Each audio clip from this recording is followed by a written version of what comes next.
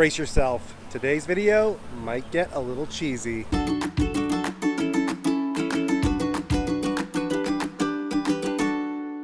Hi-ho everybody, this is Rob with Ear Scouts, and we are here at the Epcot Food and Wine Festival with a video that is loaded with extra cheese because we are doing Emile's Fromage Montage. So if you've never done this before, this is similar to an activity they do at all the festivals here. Inside your festival passport will be a place for 5 stamps. You're gonna try 5 different food items around the park. Each time you try one of those specified food items, you get a stamp. If you get all 5 stamps at the end of the night, you get what they call a completer treat. Kind of a nice prize for finishing everything off, as if eating all that delicious food and cheese was not prize enough. What I love about the Fromage Montage though, normally there are very specific 5 items you have to get. You don't have much say in the matter. It's those 5 and those 5 only. But with Fromage Montage, there's actually 10 items to pick from, and you only have to get 5. So you have a lot more say in what you get. But with that comes an extra challenge. How do you pick the best 5 items you should try when you are here on your cheesy adventure? Well, that is where we're coming in today. We're gonna try all of the items. We're gonna give you the lowdown on what all the flavors are like, what we think are the best, and help you narrow down your picks for your top 5 when you come to do the Fromage Montage. Let's get to it.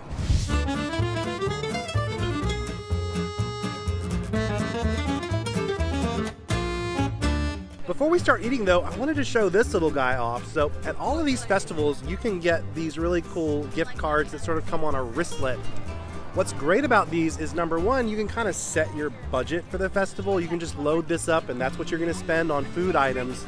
But also, it's handily there on your arm, and it's a great souvenir that you essentially didn't pay any extra for. So you just load it up with the funds you want, you don't pay any additional money, and you have a little keepsake to remind you of your trip to the Food and Wine Festival. Now let's start eating. Our first booth today is Flavors from Fire, which is over here near Test Track. It is a corned beef nachos, basically. Crispy potatoes, cheese curds, pickled onions, and beer cheese fondue. Yum. Wow. If everything on this Fromage Montage is as good as that, we are in for an amazing day. That is delicious. So the beer cheese fondue, as it should be, is really the star here. I mean, it is a corned beef dish. It's basically, imagine corned beef nachos, but instead of having tortilla chips, it's got potato chips.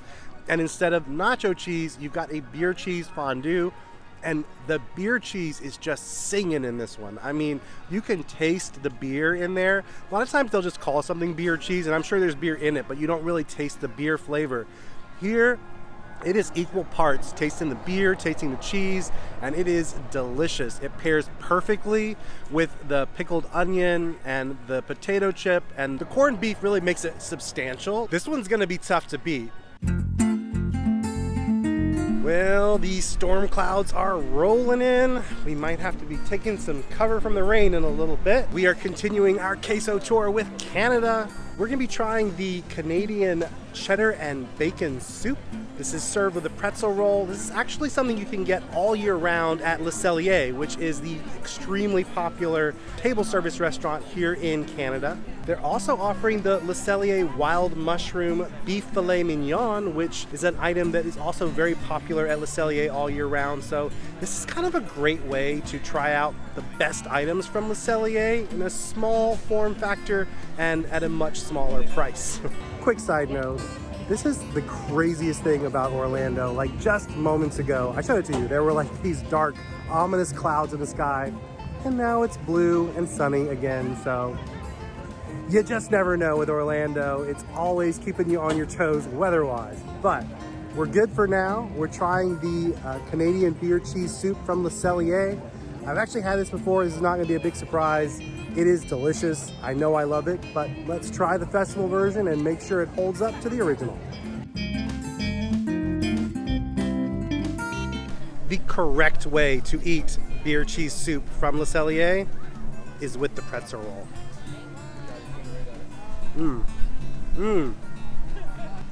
The soup on its own is a solid 8-9. It is delicious soup. When you dip that pretzel roll in there and you get the saltiness of the pretzel roll, it takes it from an 8-9 to a 10. It is so delicious. when you eat at the restaurant, you get unlimited pretzel rolls, and it's like I have to stop myself from eating too many of them because you don't want to fill up on the pretzel rolls. A great snack combination, a great treat.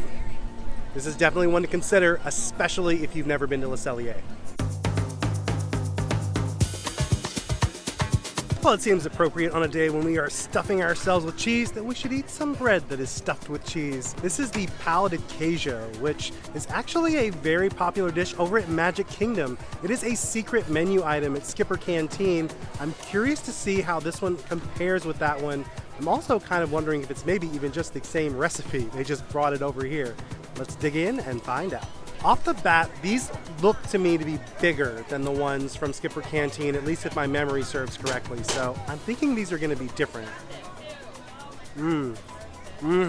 These are way better. If you're a fan of the ones that you get at Skipper Canteen and Magic Kingdom, I definitely recommend these because they are better. They have a lot more cheese inside. It's a very mild cheese. If you've never had Pão de Queijo before, it's like a buttery mozzarella stuffed inside a very, very light shell of bread.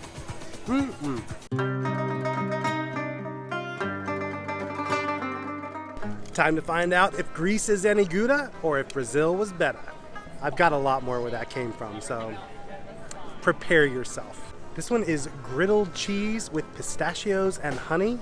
I think we're gonna need a fork for this guy.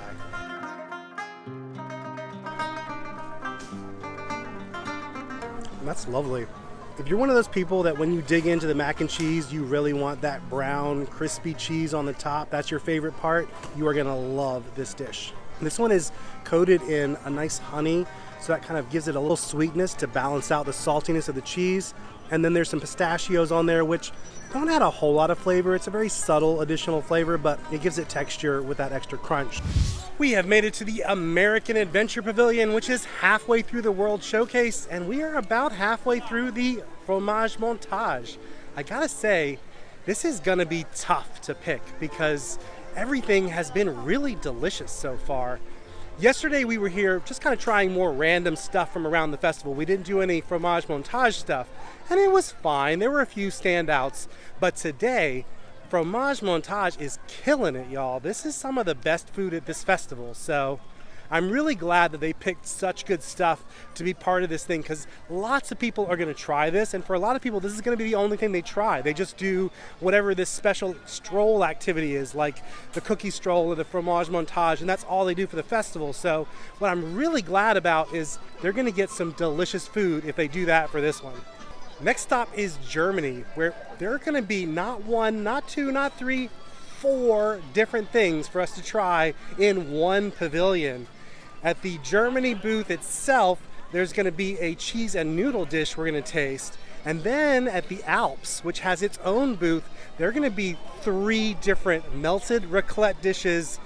I am really looking forward to that. Next off, we are trying Schinkennudeln pasta gratin with ham, onions, and cheese. This Schinkennudeln basically looks like German mac and cheese with some ham in there. Definitely a mac and cheese vibe there, but very different because the cheese is actually very mild and mellow in this version. Normally, what I love about mac and cheese is like a bold, punchy in your face cheese flavor. This is just kind of more of a background player almost. The ham, I definitely taste the ham and just kind of a general creamy flavor, but not over the top cheese flavor in this. A little bit of nutmeg in there. Honestly, it tastes more like a white sauce than a cheese sauce. Very subtle cheese flavor. It mostly kind of tastes like a white sauce with some ham and some noodle, which is not a bad thing. It's good. It's tasty. Probably not my favorite so far, but it's still a nice dish. If this was like a side dish at a family meal, I would be super excited to get it every year, but I wish it had a stronger cheese flavor. We are reaching new heights of cheesiness in the Alps. We're gonna try not 1, not 2, but 3 warm raclette dishes.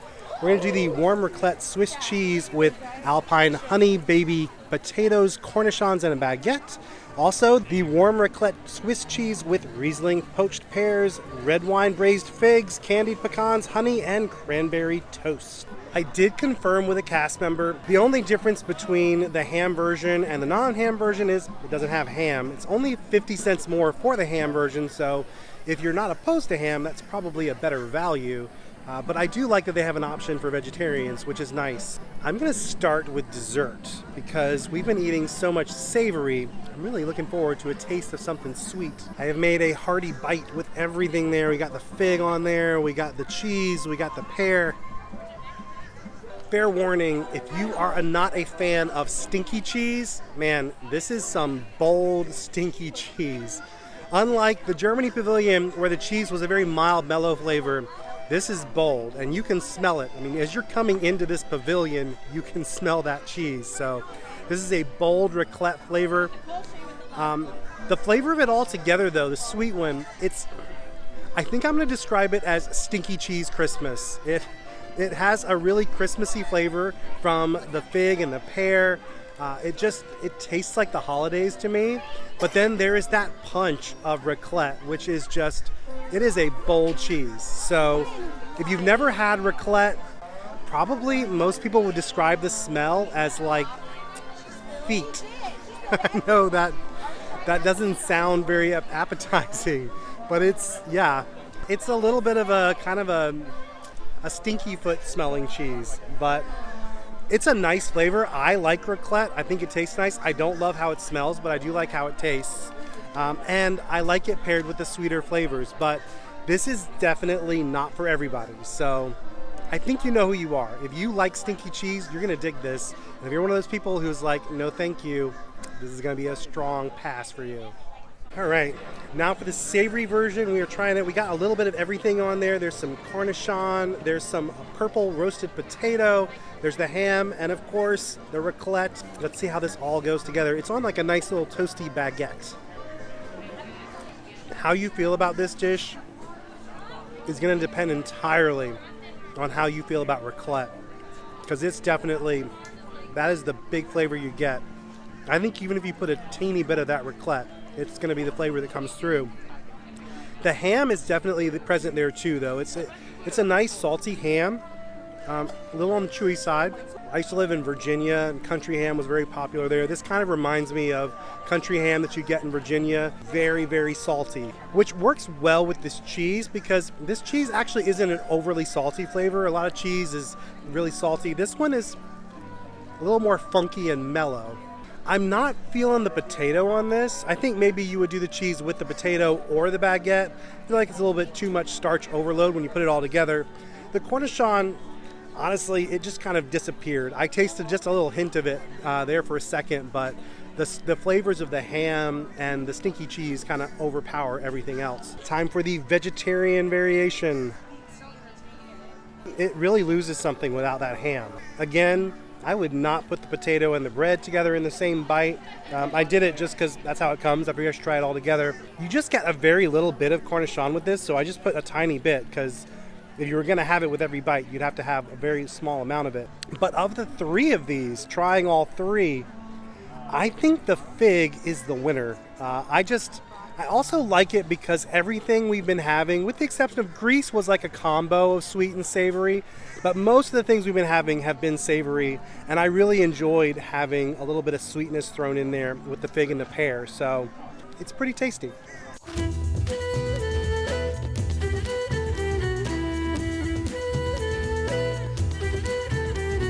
Right between China and Refreshment Outpost, you will find India, which it's kind of amazing to me that you can't find Indian food typically in Epcot.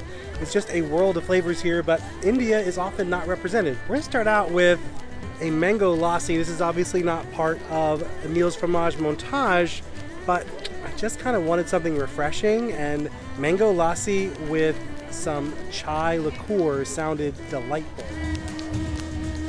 I was not wrong. Man, that is delicious. The chai liqueur really puts that lassi over the top. If you've never had mango lassi before, it's basically like a mango yogurt milkshake, kind of like a smoothie. The yogurt is kind of a background flavor there, and the mango is really what you taste. But in this one, that chai is just sets it off and makes it super delicious. I would not have ever thought to put that combination together. Maybe it's a classic traditional combination that people who frequent India or Indian restaurants are like, oh, I've had that all the time. But I've never had that before, and it is delightful. All right, now I'm gonna try this It's a crispy paneer. So paneer, if you've never had Indian food, paneer is like the traditional kind of a farmer's cheese. It's like a cubed cheese that you'll usually find on top of entree dishes. So I've never had it as like a fried appetizer. So it's kind of like the Indian version of mozzarella sticks. And it looks like a curried crust on the outside. It's yellow, so I think there's probably some curry flavor in there. And then it comes with a curry mango ketchup. So I'm excited to dig into this. Not gonna lie, that one is definitely not my favorite of the day. Paneer traditionally is a very mild flavor. I mean, it's almost tofu. It just has a very, very mild flavor, and usually paneer is all about what you put with it. And in this case, I was expecting to get more of a curry pop from the breading that's on here, but not really. I'm just gonna try it by itself without the ketchup. Honestly, without the ketchup, it's almost flavorless. The ketchup is nice, it's not bad. I think if it was on something else, I'd probably enjoy it a lot more. I would say definitely come to this booth for this amazing mango lassi because it is delightful. But definitely skip the Emile Fromage Montage item here.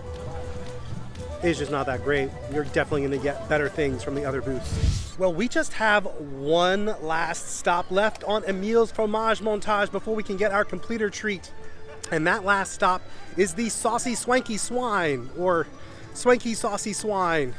It's swine that's swanky and also saucy, and I can't remember which order it comes in, but it's the Saucy Swanky Swine. And they have something that I am used to from growing up, and that is pork rinds and pimento cheese. I grew up in South Carolina, and that is a staple appetizer. Super easy to whip out of your refrigerator and throw together when company comes over. I'm excited to try the Epcot version though. I've never had this before. It was actually here last year and I wanted to try it, but I never made my way over there. I'm really looking forward to this. And then of course, it is off to get our completer treat. But I feel like I should mention, if you come later in the festival, number one, Hawaii will probably be open, so you'll have the option of that Hawaiian cheesecake. But number two, there is another booth called Mac and Eats. That one has not opened yet. It won't open until August, but it is a returning booth from last year. They specialize in macaroni and cheese dishes. I tried it last year. It was good. It wasn't amazing, but it was good. If you've got a real craving for mac and cheese, it'll hit the spot, but it wasn't like over the top amazing or anything. But again, that will be an option on Emile's Fromage Montage. Time for the swankiest, sauciest stop on the tour. We're gonna try these crispy barbecued pork rinds served with pimento cheese. That's pretty darn good. Man, there is some heat in there, which I am digging. I gotta give props to Disney World lately. For the longest time, there was like real spicy that was out in the rest of the world, and then there was fake Mickey spicy that was here at Disney. Nothing had a lot of powerful spice to it, and now Disney is not afraid, man. They are not afraid to throw some jalapeno in there. Pork rinds, it's just a classic complement to pimento cheese. You could also do crackers, or I've seen some people do tortilla chips, but I love pork rinds. Also, if you're on one of those low carb diets, pork rinds, way to go. The pimento cheese is nice and creamy. It's got a good strong cheddar flavor. It's got some pimentos and some jalapenos in there, and they are bringing the heat. As long as you are not opposed to spicy food, this should definitely be on your list. This is delicious. It tastes like home.